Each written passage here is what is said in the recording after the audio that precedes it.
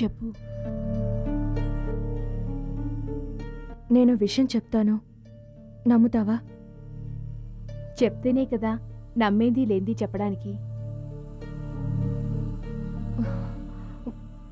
వద్దు, చెప్తే నువ్వెలాగూ నమ్మవు. వదిలే.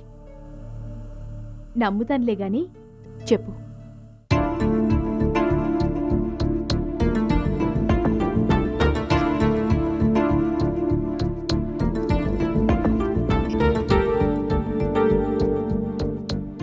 ఇందులో ఏదో మహత్యం ఉంది.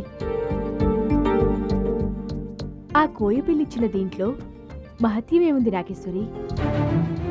ఆ కోయపిల్ల దీన్ని నా చేతికిచ్చి ఏమందో తెలుసా? ఈ బిళ్ళ నుంచి సూర్యుడిని చూడొద్దు అంది. నేను కుతూహలంతో సూర్యుడిని చూశాను. నాకు ఈ బిళ్ళలో పావు కనిపించింది సుమతి. ఏయ్, ఏంటి నాగేశ్వరి నువ్వు చెప్పేది? నువ్వు నన్ను నమ్మడం లేదు కదూ? అవును, నమ్మడం లేదు. అది ఇలా ఇవ్వు, నేను చూస్తాను. వద్దు సుమతి. పర్వాలేదు, ఇవ్వు. వద్దు సుమతి. ఇవ్వు, నేను చూస్తాను.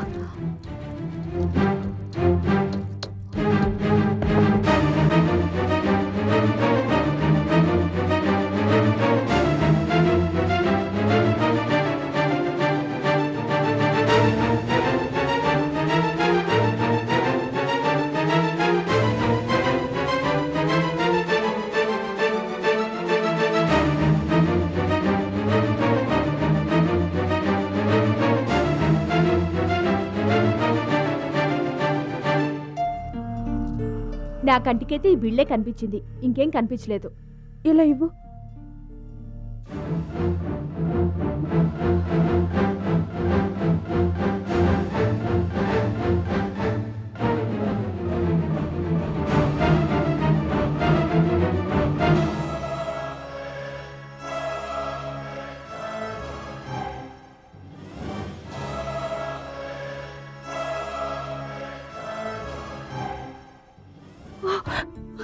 సుమతి, అదిగో కారిడార్లో కోయపిల్ల వెళ్తుంది చూడు. తలుపులు మూసుంటే నీకెలా కనిపించింది? నాకు ఇందులో నుంచి కనిపించింది. వెళ్ళి చూడు. సరే, పద చూద్దాం.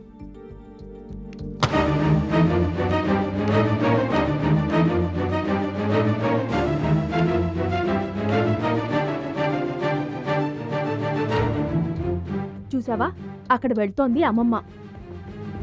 మరి నాకు దీనిలో నుంచి చూసేటప్పుడు కోయపిల్ల కనిపించిందేంటి? అదేం లేదు, నువ్వు దాంట్లో నుంచి చూసేటప్పుడు అడుగుల శబ్దం వినిపించుంటుంది. దాంతో నువ్వు అయోమయంలో పడిపోయి ఉంటావు, అంతే. అంతేనంటావా? అంతే. నువ్వు వెళ్ళి స్నానం చేసి కాసేపు విశ్రాంతి తీసుకో, అంతా అదే సర్దుకుంటుంది. పద.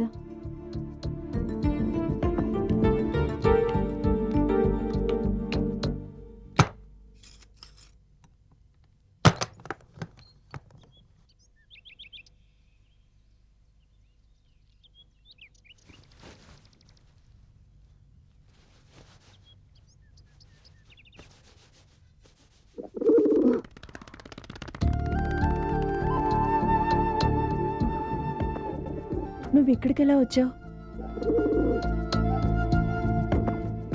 అశోక్, నేను ఇక్కడికి వచ్చే దారిలో ఓ కోయపిల్ల నాకు $1 ఇచ్చింది. ఇందులో నుంచి సూర్యుడిని చూడొద్దు అంది. నేను చూశాను. ఇందులో పావు కనిపించింది. ఈ విషయం నేను సుమతితో చెప్తే నమ్మలేదు. నన్నేం చేయమంటావు చెప్పు? పైగా నన్ను పిచ్చిది అనుకుంటోంది. నువ్వు చెప్పు, నేను పిచ్చిదన్నా?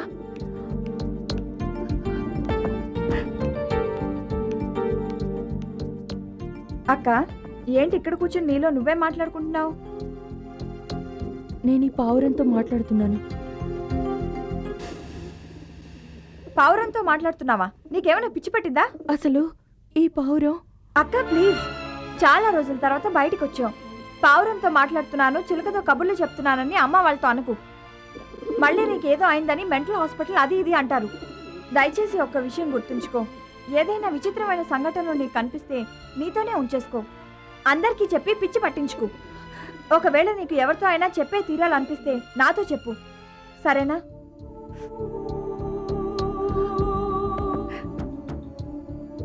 ఈ పావురం ఏంటి ఇక్కడ? షూ ఎలు షూ.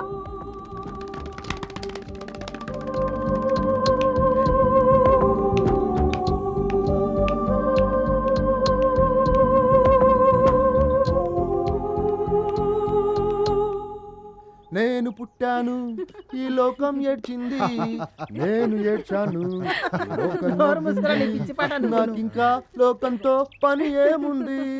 Don't care. అక్క తీసుకోండి. ఇలా ఇవ్వరా. అప్పుడప్పుడు ఇలా పిక్నిక్ వస్తూ ఉండాలి, చాలా అక్క, అది బాగుంటుంది. లైవ్. ఇప్పుడు చూడండి ఎంత రిలీఫ్ గా ఉందో. సరే, మీరు అందరూ ఇలా కూర్చోండి, నేను వెళ్ళి ఫోటో తీస్తాను. అలాగే. Very good.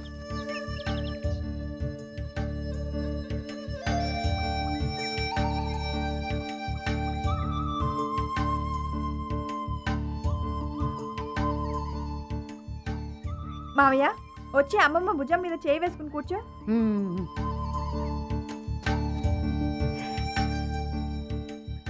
Okay, ready? Smile please. అక్క, నువ్వు వెళ్ళి అమ్మా నాన్న మధ్యలో కూర్చో. ఉమ్.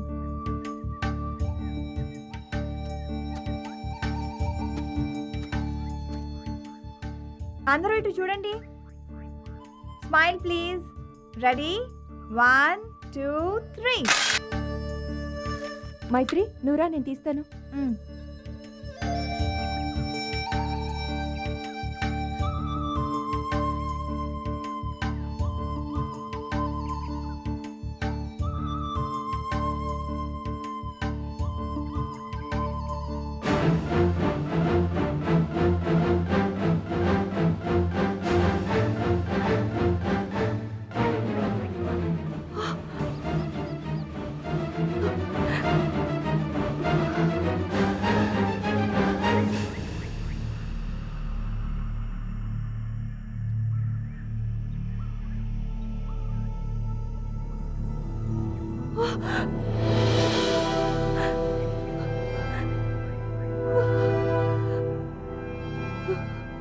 ఇంతసేపు ఏంటమ్మా, తరగతి?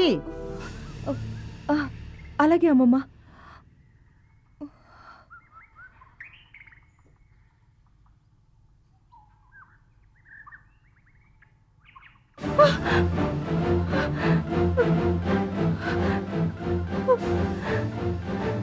ఏమైంది నాగేశ్వరి? ఎంతసేపు? అది కోయి పిల్ల. ఏంటక్క, ఏమైంది? ఏంటక్క? నాకు కెమెరాలో కోయి పిల్ల కనిపించింది. అయ్యో, మళ్ళీ మొదలెట్టావా? చూడటానికి అక్కడ ఎవరు లేరుగా. ఇటు ఇచ్చే, డాడీ ఫోటో తీస్తారులే. నాన్నా, మీరు వెళ్ళి ఫోటో తీయండి.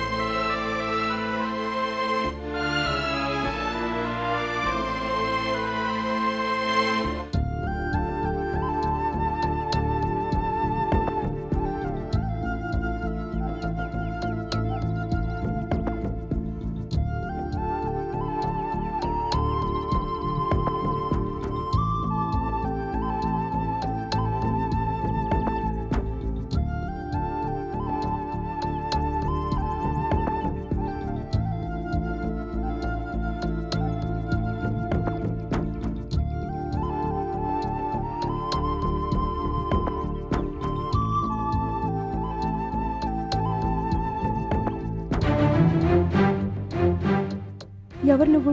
నువ్వెవరో తెలిసిన దాన్ని. చాలా విచిత్రంగా మాట్లాడుతున్నావు. అసలు ఈ డాలర్లో పాము ఎలా కనిపించింది? నువ్వు కెమెరాలో ఎలా కనిపించావు? నువ్వు తెలుసుకోవాల్సింది వీటి గురించి కాదు, నువ్వెందుకు ఇక్కడికి వచ్చావనే దాని గురించి. నేను ఇక్కడికి ఆలయ దర్శనానికి వచ్చాను. కాదు, ఆ దైవ కార్యాన్ని నెరవేర్చడానికి. ఓ, నువ్వు కూడా ఆ దైవం గురించి ఉపదేశించడానికి వచ్చావా? ఇప్పుడు నువ్వు నన్ను సర్పవనం వెళ్ళమంటావు, అంతేగా? కాదు. కాదా? అంతకంటే ముఖ్యంగా నువ్వు చేయవలసిన మరో ముఖ్యమైన కార్యం ఉంది. ఏంటి? అది తెలుసుకోవాలంటే మీరందరూ ఇందాక గడిపిన చోటుకి రాత్రికి రా, అంతా వివరంగా చెప్తాను. నేనెక్కడికి రాను. మా అమ్మని మళ్ళీ బాధ పెట్టను. నువ్వు రాకపోతే ఆ దైవం బాధపడుతుంది. చాలు. ఇలాంటి మాటలు విని విని నాకు విసుగొచ్చేసింది. నాకు ఏ దైవము వద్దు, ఏ బాధలు వద్దు తల్లి. నన్ను వదిలే. నీకోసం ఎదురు చూస్తుంటాను. నీ మనసులోని సందేహాలేంటో, వాటికి సమాధానాలేంటో నాకు తెలుసు. వాటిని తెలుసుకోవడం కోసమైనా వస్తావు, తప్పకుండా వస్తావు.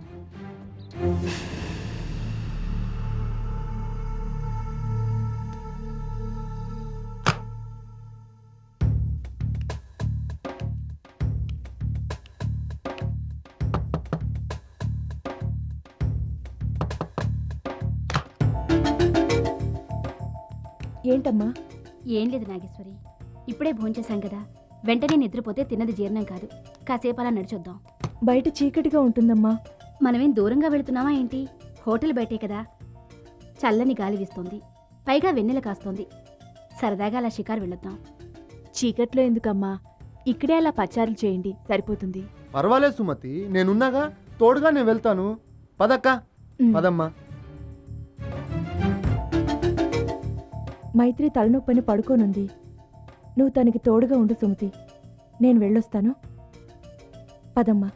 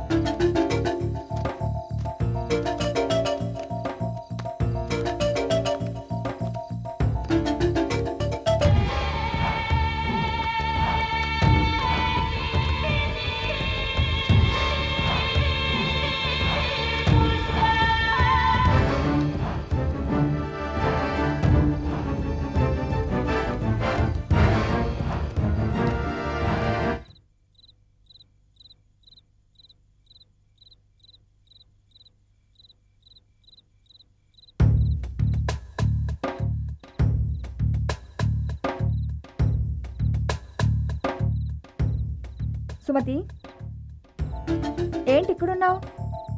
పైగా చాలా టెన్షన్గా కనబడుతున్నావు. నాగేశ్వరితో పాటు మీ మావయ్య కూడా షికారుకెళ్లారు.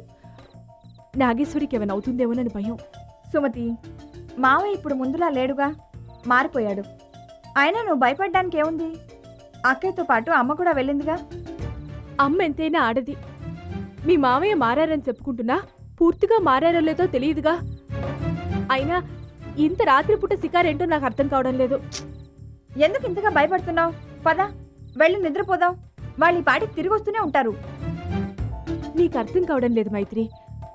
మీ మావయ్య మీద నాకు నమ్మకం కుదరడం లేదు. నాగేశ్వరిని ఎప్పుడూ ఏదో ఒక ప్రమాదం వెంటాడుతూనే ఉంది. ఇప్పుడు ఆ ప్రమాదం మీ మావయ్య రూపంలో వస్తుందేమోనని నా భయం. ఇప్పుడు ఏమంటావు? వెళ్ళి అక్కని తీసుకొచ్చేద్దామంటావా? అవును, వెళ్ళి నాగేశ్వరిని తీసుకొచ్చేద్దాం. సరే పద.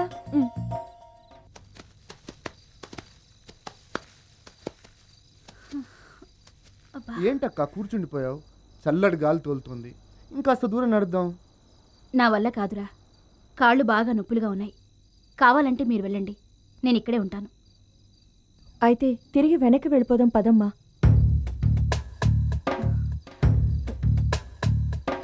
కాసేపు ఆగి వెళదాం నాగేశ్వరి, కాళ్ళు బాగా నొప్పులుగా ఉన్నాయి. అయితే నువ్వు 10 నిమిషాలు కూర్చో, అలా సరదాగా నడుస్తాం. రామ్మా వెళ్దాం.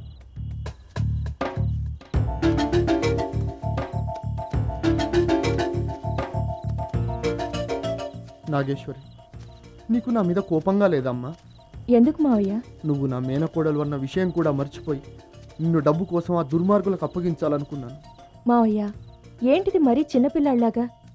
నేనెప్పుడూ ఆ విషయాన్ని మర్చిపోయాను. నీ మీద నాకు ఎలాంటి కోపం లేదు. నిజంగానే నా మీద నీకు కోపం లేదా? లేదని చెప్తున్నాగా మావయ్య. ఇక ఆ సంగతి వదిలేయండి. సరదాగా కబుర్లు ఏమైనా ఉంటే చెప్పండి.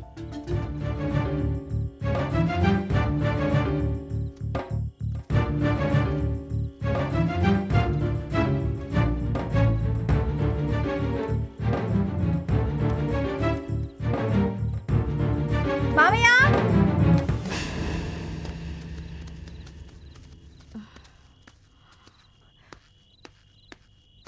నాగేశ్వరి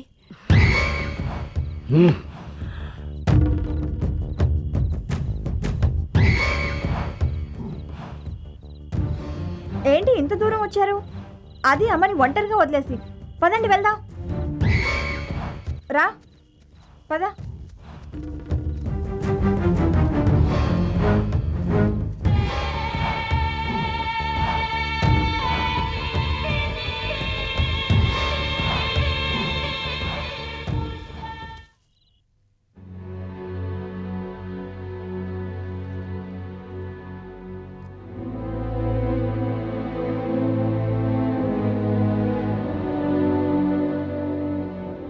బంగారం లాంటి అవకాశం చేతులారా నాశనం చేసుకున్నాం. నేనేం చేయను? అక్కడికి మైత్రి వస్తుందని నేను మాత్రం ఊహించానా? మైత్రికి హాని కలిగించనని నీకు మాటిచ్చాను కాబట్టి అక్కడ నేనేమీ చేయకుండా ఉండిపోయాను.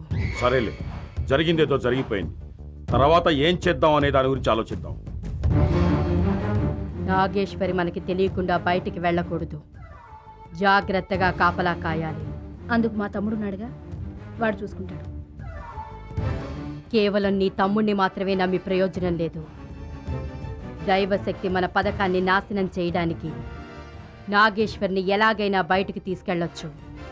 మనం ముందు జాగ్రత్త చర్యగా దైవశక్తి లోపలికి ప్రవేశించకుండా ఈ హోటల్ చుట్టూ మాంత్రిక వలయాన్ని ఏర్పాటు చేస్తాను. ఆ వలయం దాటి ఎవరు లోపలికి వచ్చినా లేక ఎవరు బయటికి వెళ్ళినా అంతమైపోతారు. చివరికి నాగేశ్వరైనా సరే. కాబట్టి నాగేశ్వర్ని బయటికి వెళ్ళనివ్వకుండా కాపలా కాయండి.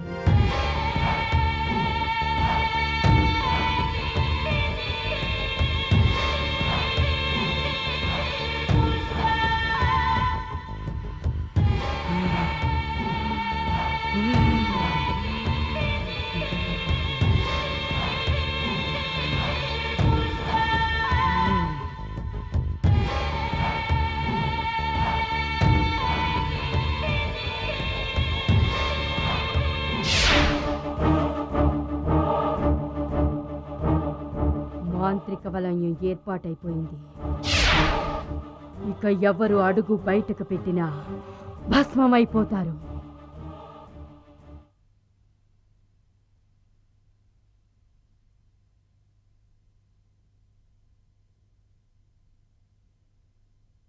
నీ మనసులోని సందేహాలేంటో, వాటికి సమాధానాలేంటో నాకు తెలుసు. వాటిని తెలుసుకోవడం కోసమైనా వస్తావు, తప్పకుండా వస్తావు.